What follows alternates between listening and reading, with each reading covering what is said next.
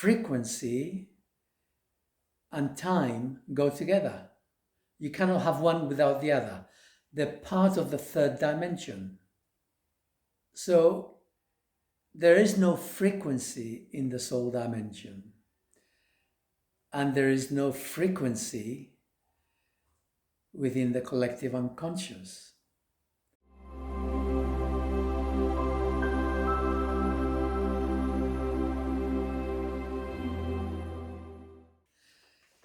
Hi. Today I'd like to speak about the collective unconscious and the Archons. Who are these Archons? Where do they come from? Let's begin. Let's start with the collective unconscious. What's a collective unconscious? Can you eat it? Is it real? Does it exist? How do we know? It's a concept, right? However, Carl Jung, he brought it into existence almost 100 years ago or so, because of his awareness that we would get archetypal images through dreams and we would get information. And so whatever it is not of this world. It's beyond this world. And whatever it is, it affects human beings. So we can be affected by this, and it exists somewhere, but not in this world. So if it's not of this world, what's it made out of? Does it vibrate? Has it got a frequency? I used to believe that the soul dimension would have a frequency, just a much higher level of frequency. But that cannot be so, because frequency and time go together. You cannot have one without the other. They're part of the third dimension. So there is no frequency in the soul dimension, and there is no frequency within the collective unconscious. For that matter, there is no frequency within the personal unconscious or within imagination. They all exist in a space beyond time. Hard to get your head around, right? Not everybody's cup of tea. My wife just goes, no. But I find it interesting. You might as well. You may too. So as far as Charlie, whom I channel, he says that the collective unconscious resides at the level of the fifth dimension. Now, these are not actual dimensions. This is actually part of creation. But if we want to define creation in different ways, then we would say that Charlie belongs to the 12th dimension, the soul within me belongs to the ninth dimension, and the collective unconscious resides at the 7th dimension, and the personal unconscious resides at the 5th dimension. So they're not places because they're not anywhere, and yet they exist. How do you describe it? They exist in a space, although it's not a space, which we are giving it a level of hierarchy. Okay. I mentioned that because the Archons, they also exist, but they exist at the fourth dimension, which is a lower level. I mean, we often hear these days about, ascension to the fifth dimension, whatever. It doesn't quite work like that. So the question is, what is consciousness? I mean, without consciousness, we're just mindless machines, right? We can be clever machines. We can certainly navigate the world as a machine. But how do I know that I am navigating the world with a machine? Not as a machine, but with a machine. And consciousness, again, it has no vibration. It's beyond vibration. It belongs to the realm of creation. It belongs, for us as human beings, consciousness is part of our soul. So that resides in the ninth dimension. However, our souls can express themselves through us, and so we can experience consciousness. How complicated can it be? So I'm conscious because my soul is seeing through my eyes, is connecting through my senses, is connecting through my body. I am here. I am conscious. So let's talk about the Archons. The Archons came into existence according to Charlie, they came into existence about 3.5 million years ago. Between Mars and Jupiter, we have the asteroid belt. And once upon a time, there was a planet there. Now, modern science, they're the business. And they say, not possible. This is the leftovers from when the sun was creating the solar system. Okay. According to Charlie, the planet, which some people have speculated, and they called it Phaeton. So this planet was mostly a water world, but there was a culture there. There was a life form, intelligent life form. And there was also a life form in Mars. And for whatever reason, they were in conflict with each other and they destroyed each other. But Mars, the Martian people at the time, they literally exploded the world, the planet. Whereas what the guys from Phaeton, what they did was simply destroy the surface of the planet in some way or other, took their atmosphere away. Either way, they both died. That was the end of that particular story. But within Phaeton, within the water, there was a life form, a prolific life form, and it was intelligent in the same way that a rat or a crow are intelligent. It was somewhere between those two in terms of its intelligence.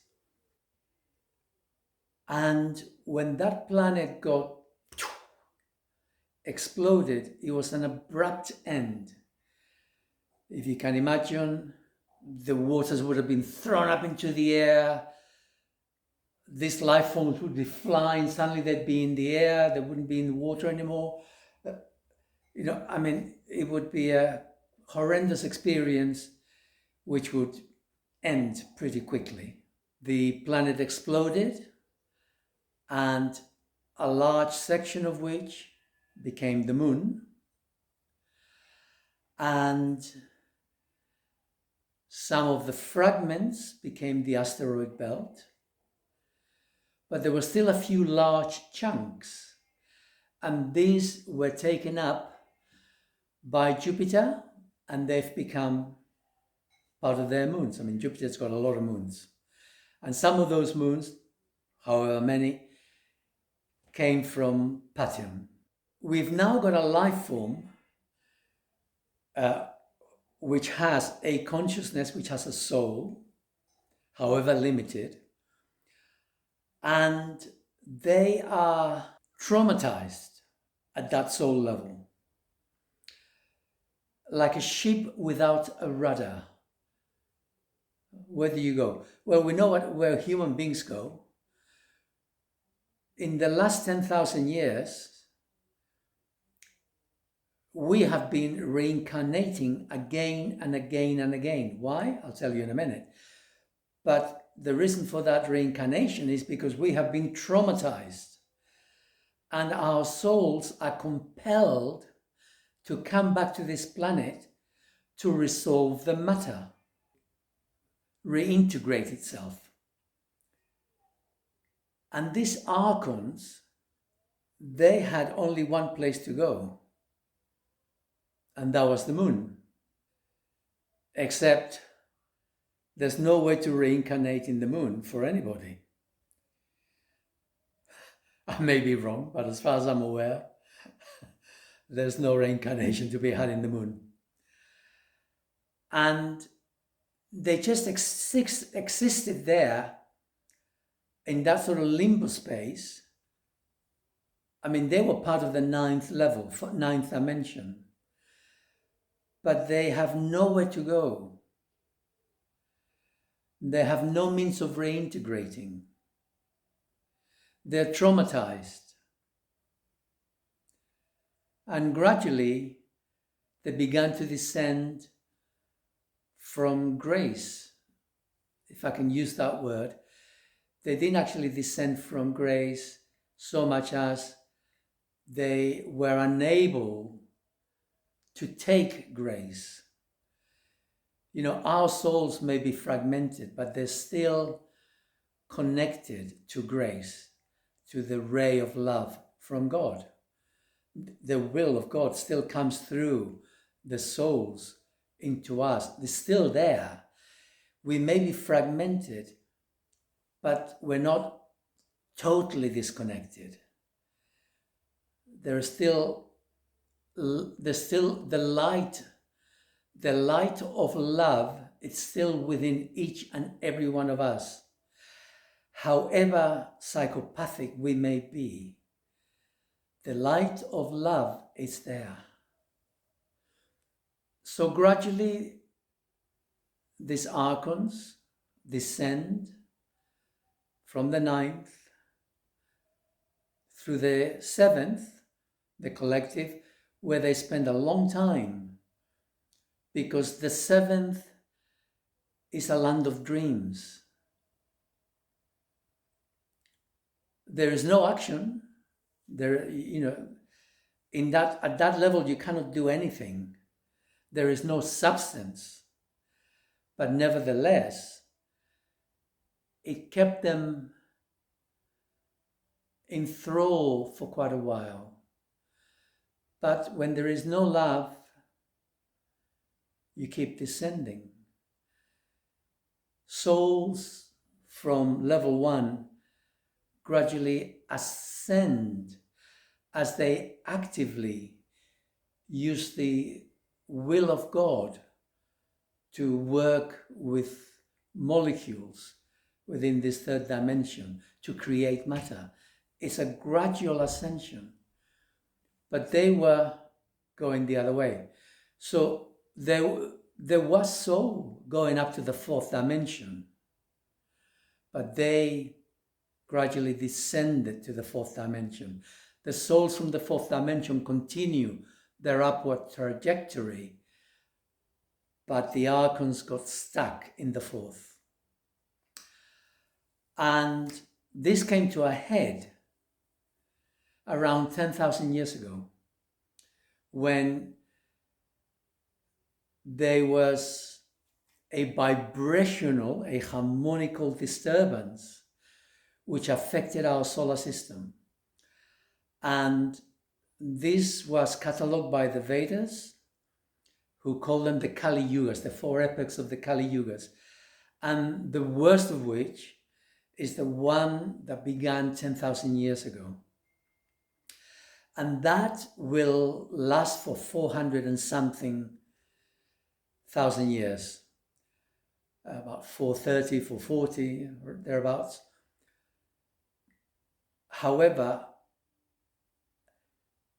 for the last 10,000 years, that vibrational energy that affected the Earth, solar system, but affected the Earth, humanity, what it did was to make the connection between ourselves and our souls harder to maintain. Basically, our ability to be conscious receded.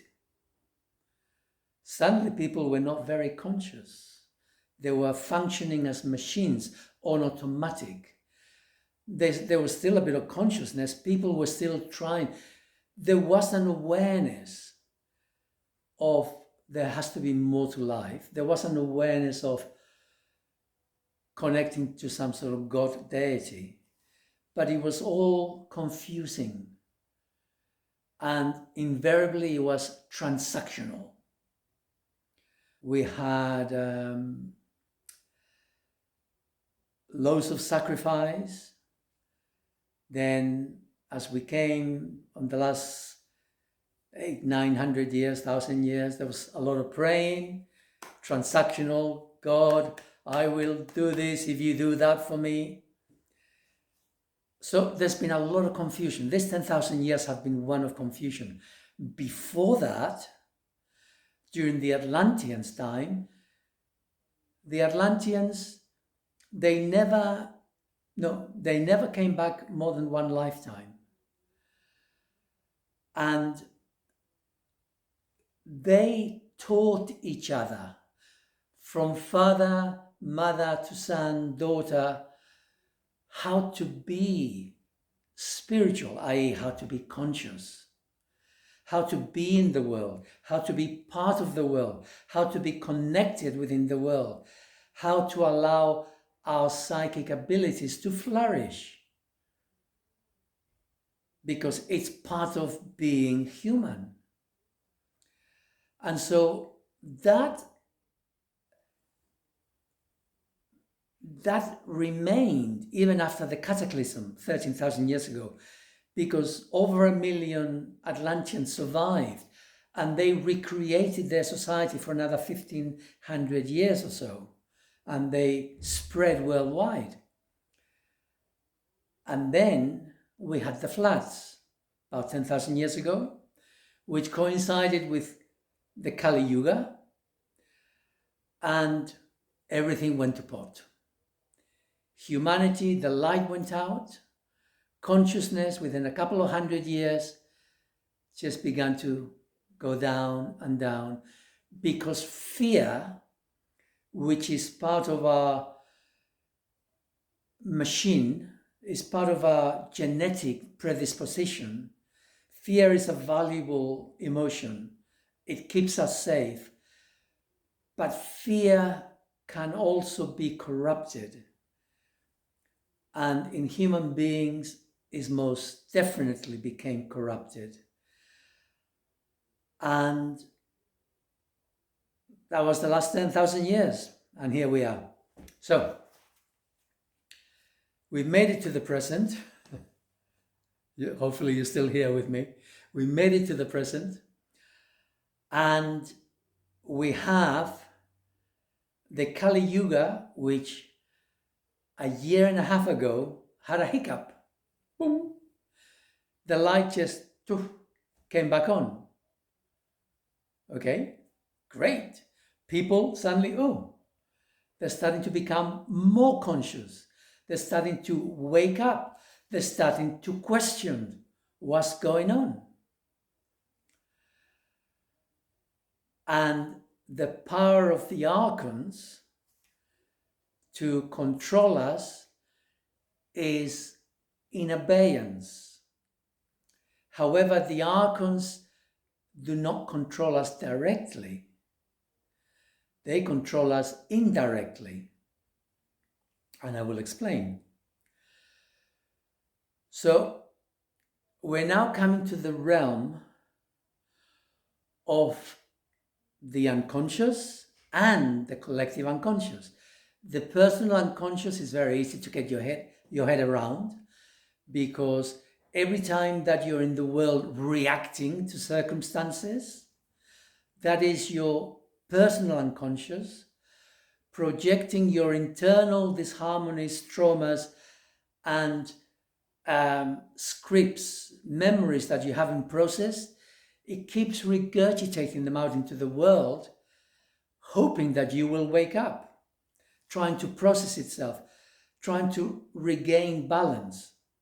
And to the extent that it doesn't manage it, you keep knocking your head on the wall, blaming the world for your circumstances, for what's going on around you. So at some level, we, at an individual level, recreate our internal world externally. And that becomes our immediate reality. We generate it individually. The collective unconscious, we generate it collectively, but it is fed individually. So as individuals, our fears, our anxieties, our nightmares, our unprocessed thoughts, whatever, it adds. We also have aspirations, wishes, all manner of things ends up in the collective unconscious, including the archetypes. And over the last few hundred years, as we began to, this is pretty much more,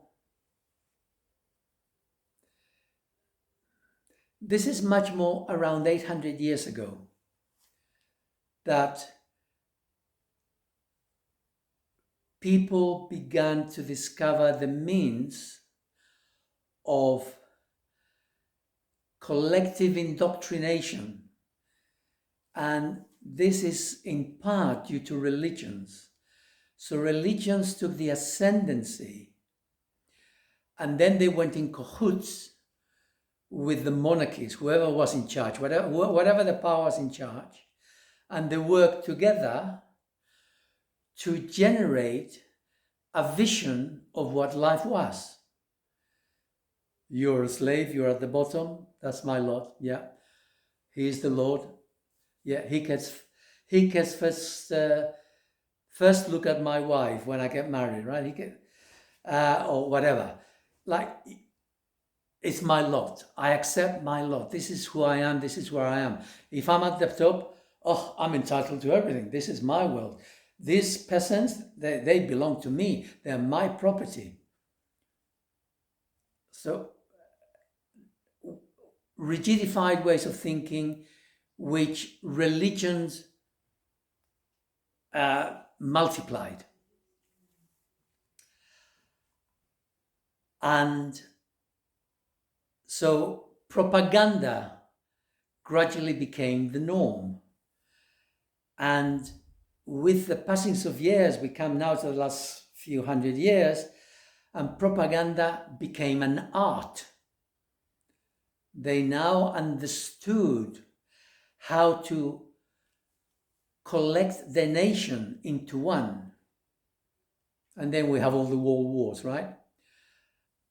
So propaganda has become a means of generating collective reality, right? Into the collective unconscious. And to that end, they have used the historical revision, rewriting of all the books. You're taught what they want you to learn. You are shown in films, cinemas, whatever they want you to see. And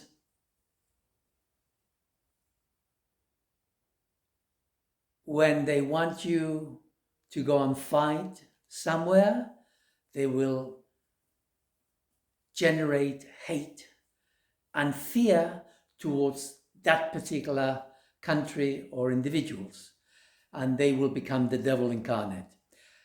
And this, from the collective unconscious, seeps into us. And of course now we're waking up. And that means we're starting to become aware that my thoughts are not me.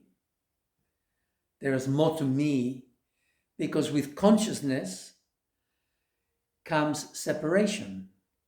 With consciousness comes, I'm not this, that, or the other, because I recognize the essence of me, my soul.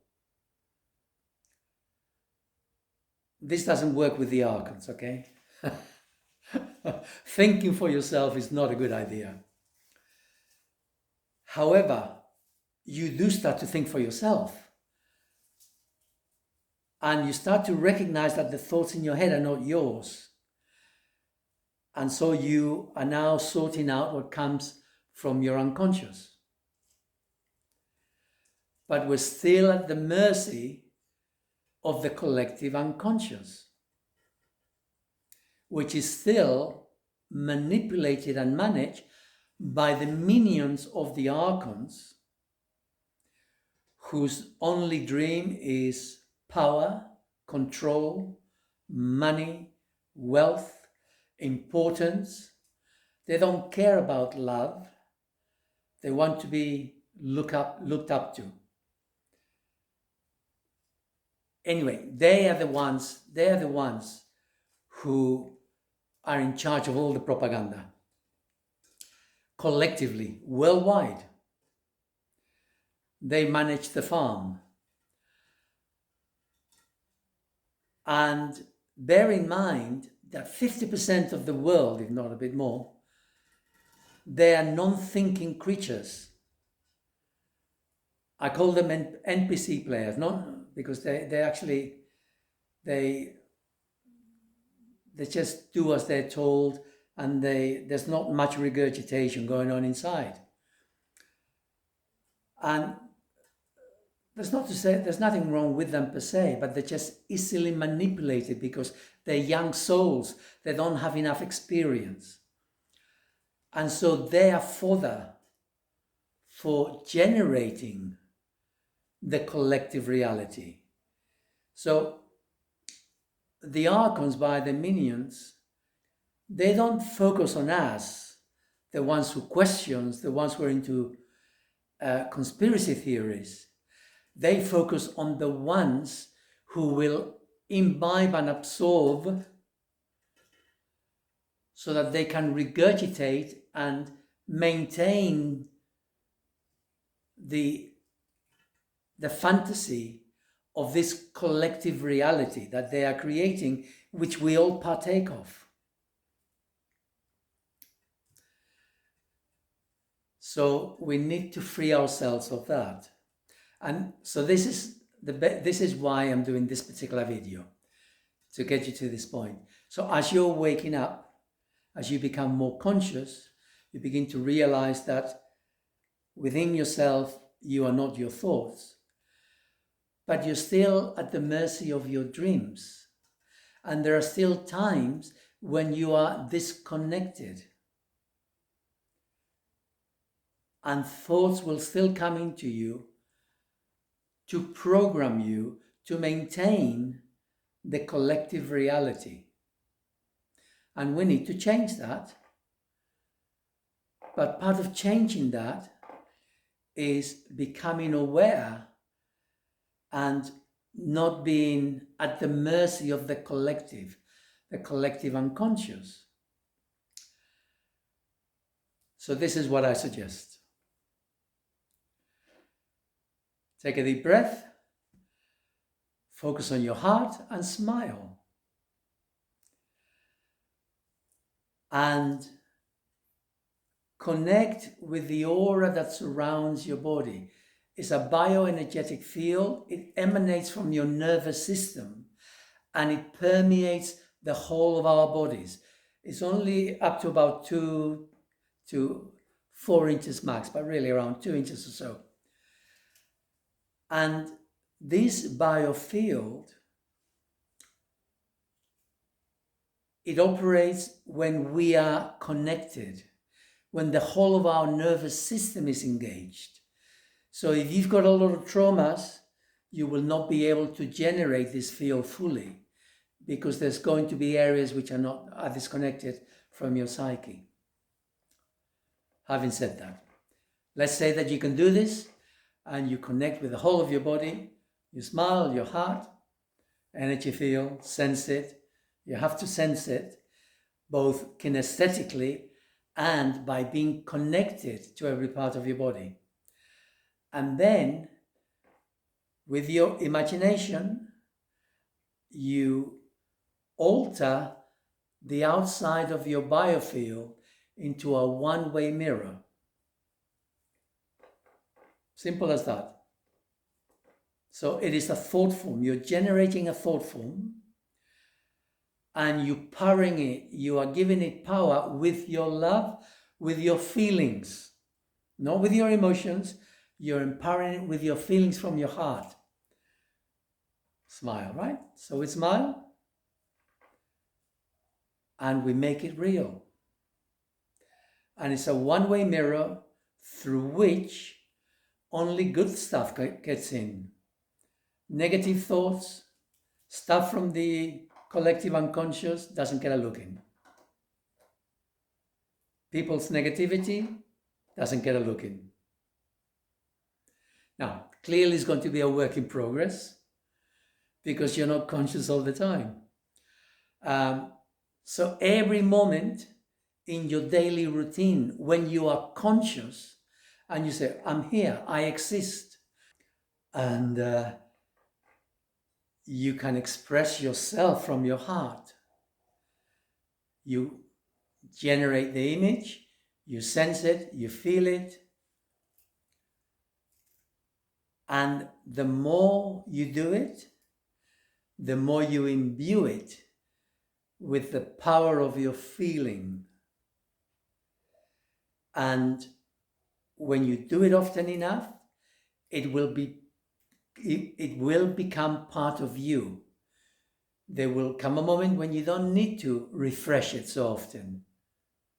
In fact, I would give it about 6 months when you're actually doing it a lot.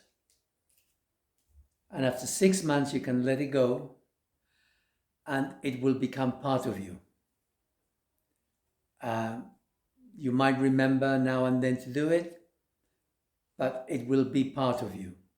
You will have shut yourself off from the collective unconscious, from the negativity that is being bombarding you constantly out of your awareness. So that gives you choice.